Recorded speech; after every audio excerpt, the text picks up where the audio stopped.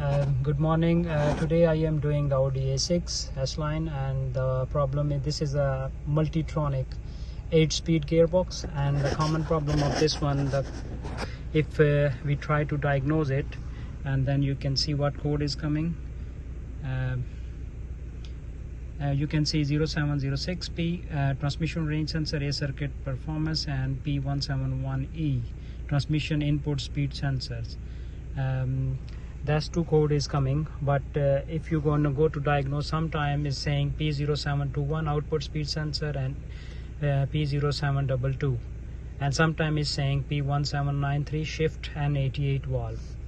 If these type of code is coming, what happen is gonna be the car have stuck in a one gear, and the loss of the gear changing sometime and stick on a one gear, and sometime independently is changing the gear from D to S and S to D. Sometime the car going into the limp mode, and sometime when you plug the computer, is no communication, is already dead, and switch it off, ignition off, switch it on, then is go reset, then you can drive. When is go heat up, then his problem come back. So this is the problem of the multitronic ECU, and this is a 8-speed gearbox. So we have to take it out the multitronic ECU and we recondition it and put it back. Car will be ready 3 to 4 hours. If you bring the car to us, we can sort it out your problem with warranty, and you can see my other videos as well. We are in Heathrow 0722. Error code will come as well sometime.